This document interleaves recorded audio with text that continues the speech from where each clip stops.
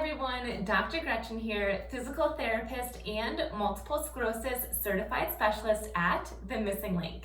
Today we are going to be reviewing specific stretches that can help you walk better. One reason that a lot of people can't walk well, as well as they'd hope, is because of weakness. However, flexibility also plays a big role.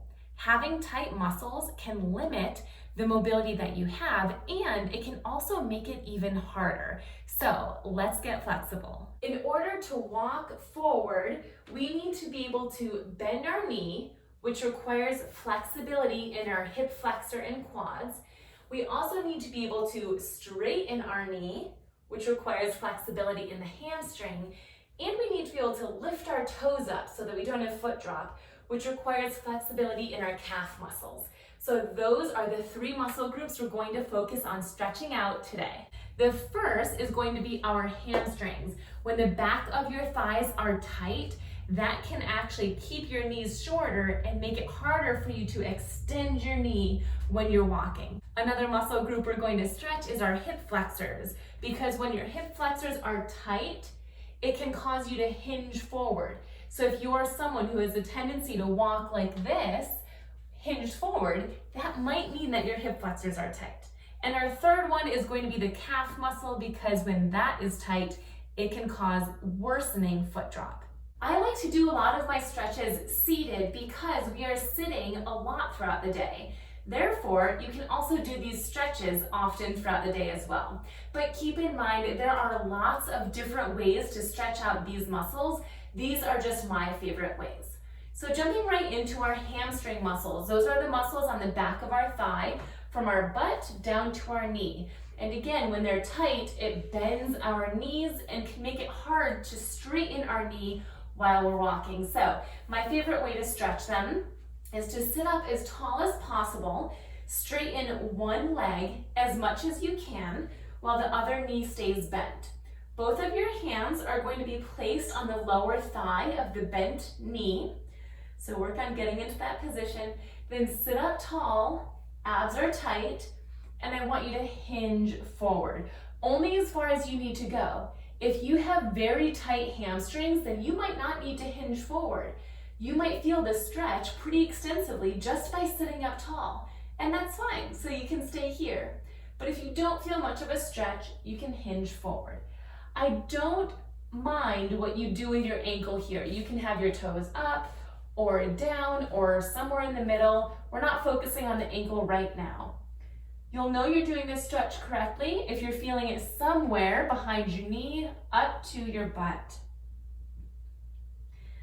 Generally, we want to hold stretches for about 20 to 30 seconds when we're doing it dynamically. Typically, we want to hold a stretch anywhere from 20 to 30 seconds when we are holding a static stretch. So we can go ahead and back off, and then we'll do the same thing on the other side. So that knee bends, the opposite knee straightens. Whatever your ankle wants to do is fine. Sit up tall, core is tight, hands on knee, and hinge forward. Now, I want you to pay attention to my back being flat right now. If I round my back, I can come all the way down here, and the stretch isn't even that intense. But if I keep my back flat, this is as far as I can go, and it's a pretty intense stretch, and it's less likely to bother my back. So keeping a back flat can be very, very important. And again, we're holding between 20 and 30 seconds. You'll know you're doing it correctly if you feel it behind your thigh, anywhere from the knee to the butt. And when you're ready to let the stretch go, we're just going to slowly walk ourselves back so we're sitting up tall. And then you can bring that knee in. We're going to do that again, but this time I'm going to show you how to do this stretch dynamically. So we're going to bring our foot forward, sit up tall, but dynamic stretching means you only hold for 2 to 3 seconds and then back off. So we're going to do that 15 times. So it looks like this. You feel the stretch, 1, 2, 3, back off. 1, 2, 3, back off. So join me when you can. We're going to do 15 of these. This is dynamic stretching. Some people don't feel much of a stretch from regular static stretching like we did the first time around. So the other way is dynamic stretching. Some people don't notice a difference between either. They feel the same. If they feel the same to you, then you can pick which one you want to do moving forward. But some people notice they feel looser after doing dynamic stretching instead of static. There's no right or wrong. Research proves that both of them are just as helpful. So you can pick what you like best. This is 9 and up and 10. 5 more. If you feel this stretch heavily just by sitting up tall, then this is what you do. You feel the stretch, then you back off of this stretch. So round, and that'll make the stretch go away. 11, round. 12,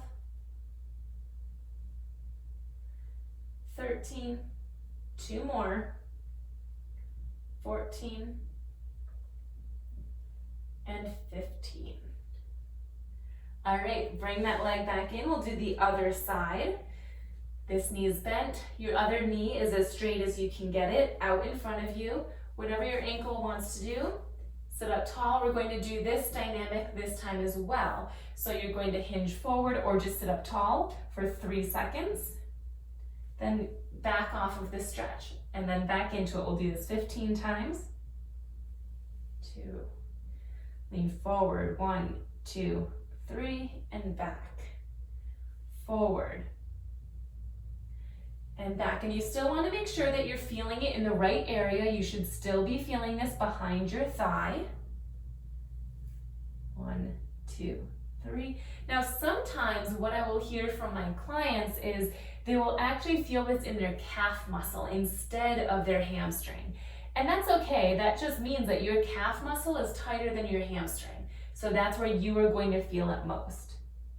So we do have a general vicinity that we're hoping you'll feel this stretch in, but if you're feeling it elsewhere, it just means that that muscle is tighter and that needs to be released first.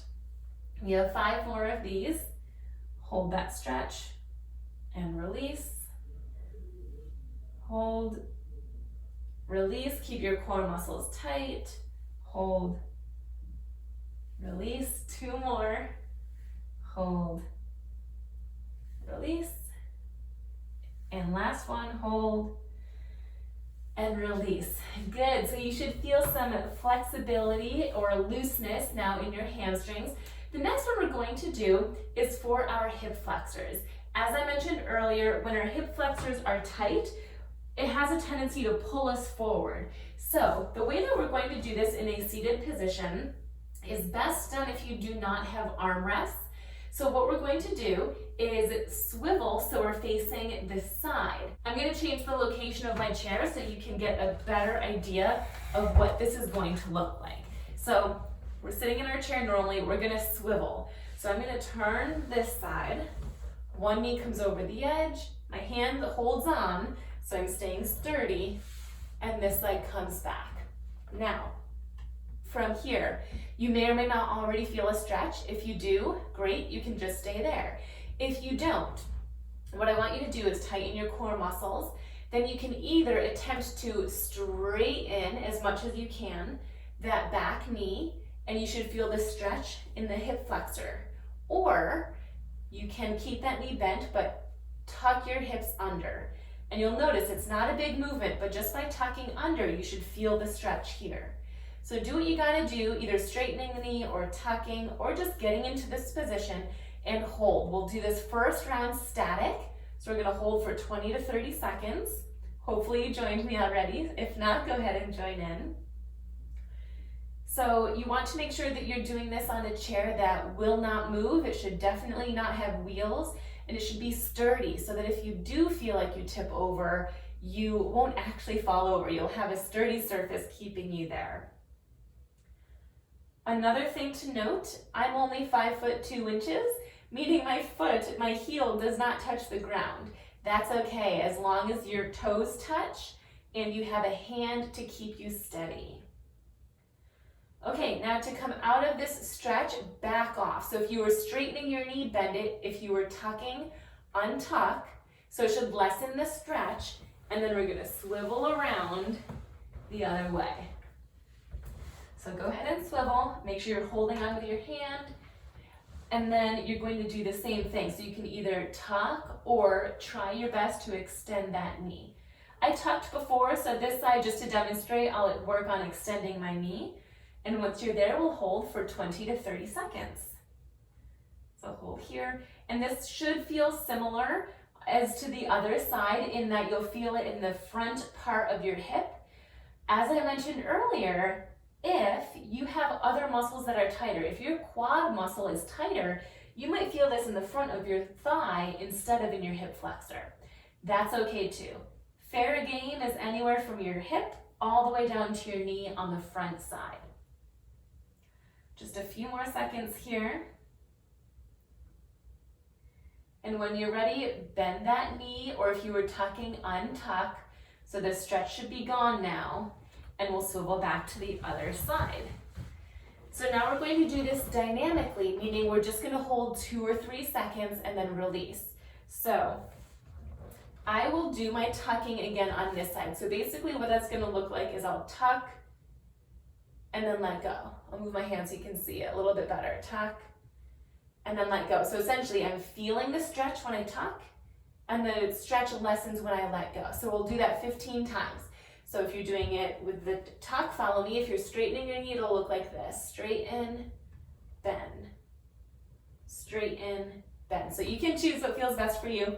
When you're ready, go ahead and do your first one and relax.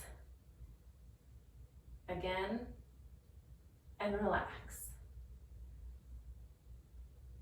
And relax. So you can go at your own speed, but either way, it's about 2 to 3 seconds that you're holding and then releasing.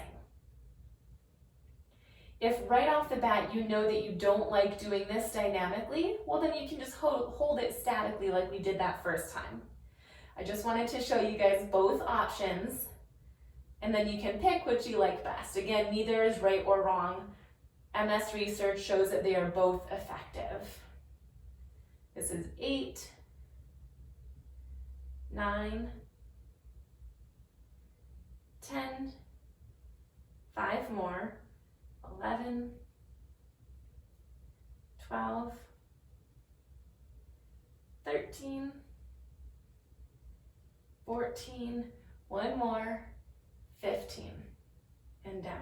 So let this stretch go, you shouldn't feel much, and we're gonna swivel to the other side, and we'll do the other side dynamically. Now the reason we're doing 2 times for each of these stretches on each side is because research shows that you should do each stretch 2 to 4 times per side. So if you want more of a stretch, then when we're done here, you can go back and do another round or even 2 more rounds for each of these stretches. Okay, so for this one, I'm going to demonstrate the back leg being straight. So when you're ready, you can join me. So we'll feel the stretch, then back off. Feel the stretch and release. Stretch, release. So we're actually only holding about the 2-second mark, and release. And stretch, release, stretch, release. Again, you should be feeling this anywhere in the front of your hip or thigh. Stretch, release.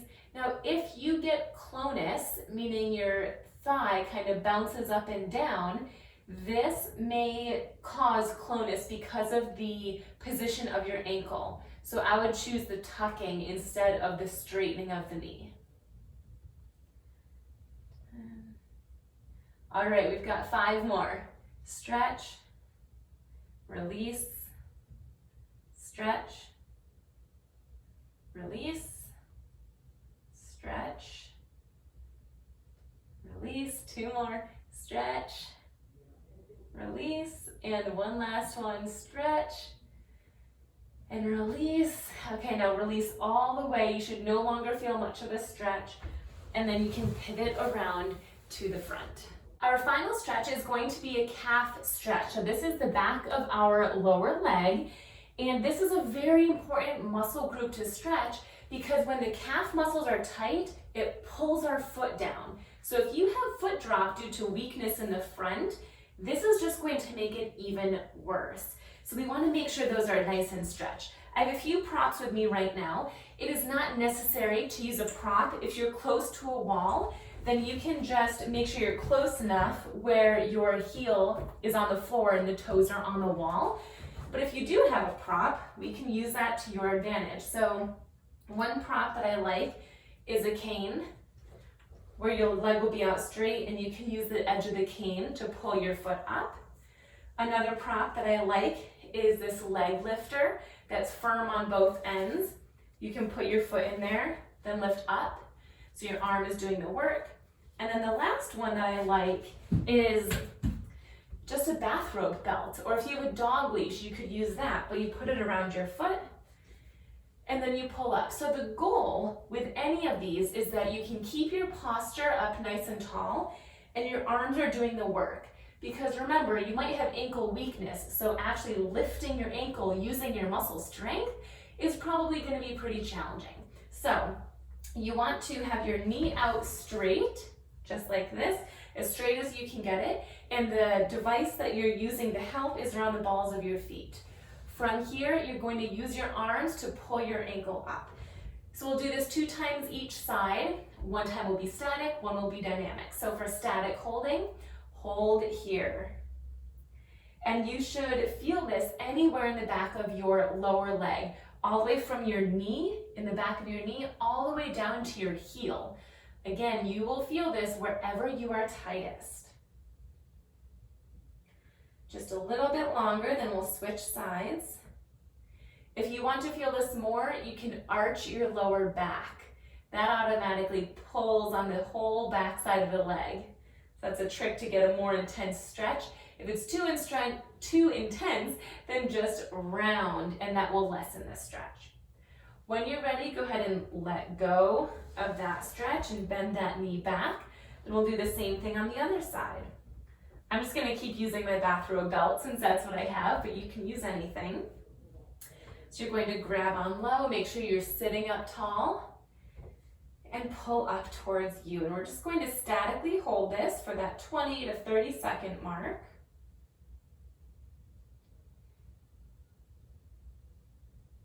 And you should feel this anywhere on the back side of your lower leg. It might be different on each side. Your right leg might feel different than your left leg, and that's okay. There's no right or wrong here. Keep holding, and then when we're done with our 20 to 30 seconds, we'll back off and we'll do each side dynamically.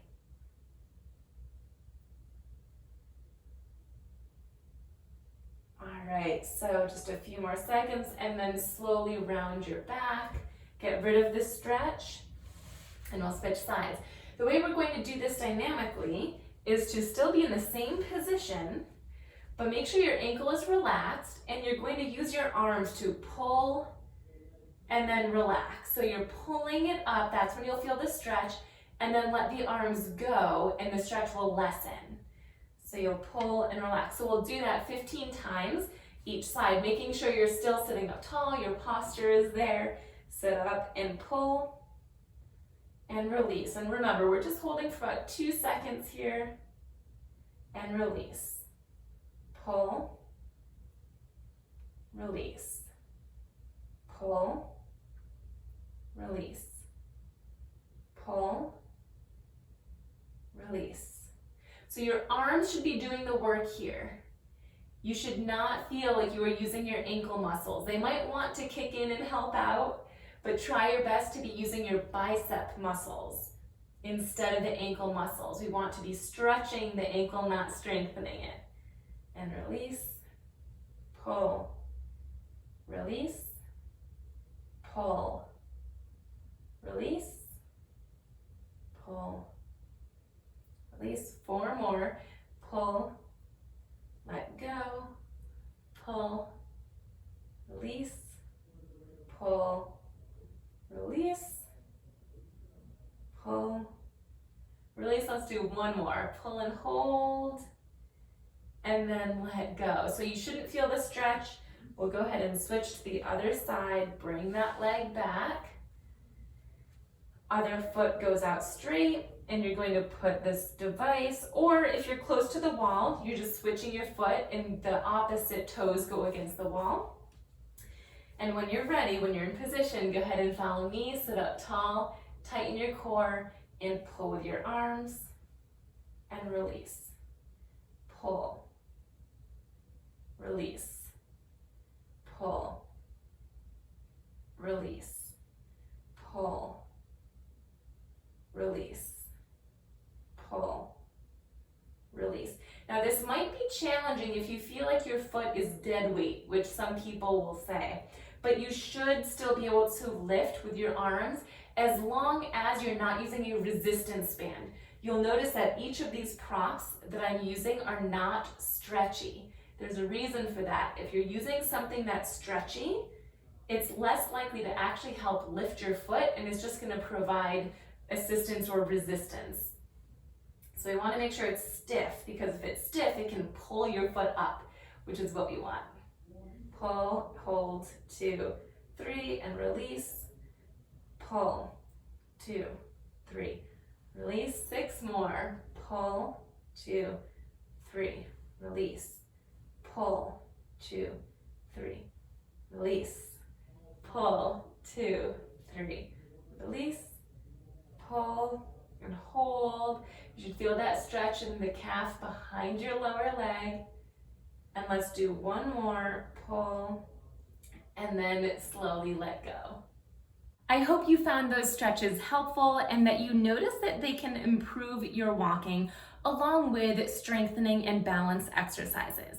If you are on the search for more exercises that are MS specific to help with your walking, and you're looking for that extra guidance and motivation, then consider checking out The Missing Link, my online MS wellness program. But for now, I hope you enjoy these and I hope you can stick to them consistently.